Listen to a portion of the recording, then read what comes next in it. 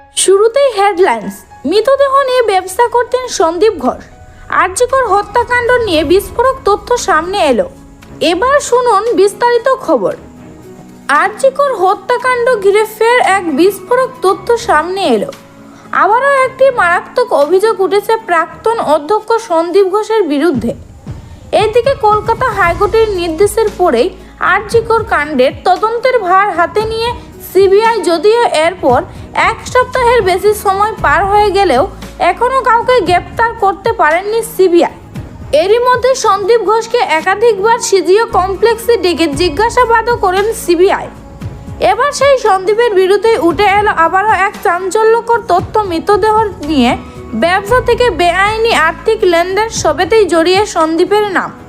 প্রসন্নত আরজিকর মেডিকেলের প্রাক্তন অধ্যক্ষ সন্দীপ ঘোষের বিরুদ্ধে একের পর এক অভিযোগ তুলে আগেই সরব হয়েছিলেন ওই হাসপাতালের প্রাক্তন ডেপুটি সুপার আক্তার আলী।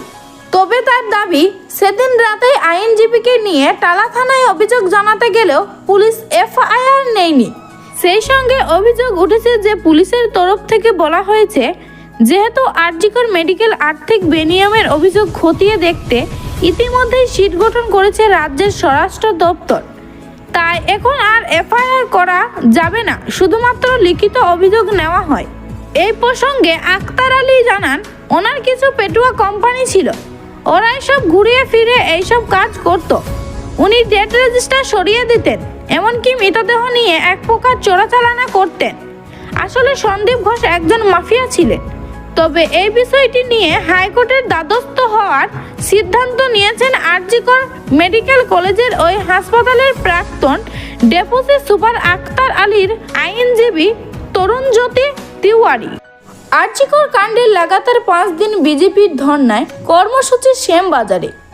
আরজিকর কাণ্ডের প্রতিবাদের মুখ্যমন্ত্রী পদত্যাগের দাবিতে কলকাতা হাইকোর্টের নির্দেশ মতো আজ লাগাতার 5 দিন শ্যামবাজারের ধর্নায় বসতে চলেছে বিজেপি।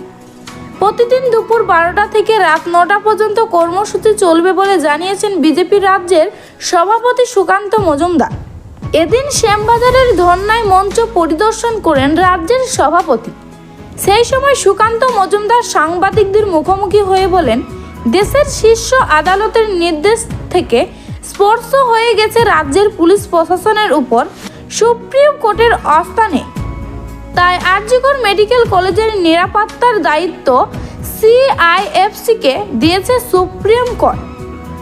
একই সঙ্গে তিনি বলেন, শুনানির সময় সুপ্রিম কোর্টের প্রধান বিচারপতি আরজিকরের ঘটনা নিয়ে অসন্তুষ্ট প্রকাশ করেন।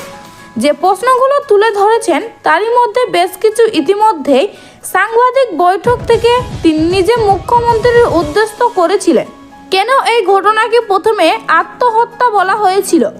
কেন খুনের বদলে স্বাভাবিক মৃত্যুর অভিযোগ দায়ের হয়েছে? কলেজ কর্তৃপক্ষ কেন এত দেরি করে অভিযোগ দায়ের করেছিলেন? আরজিকরের অধ্যক্ষের বিরুদ্ধে সিট গঠন করেন রাজ্য। এই প্রসঙ্গে সুকান্ত মজুমদার বলেন, কেন এতদিন সিট গঠন করা হয়নি? সন্দীপ ঘোষের বিরুদ্ধে তো বহুদিন ধরেই অভিযোগ ছিল, কেন ব্যবস্থা নেওয়া হয়নি? এখন কেন এই জবাব দিতে হবে?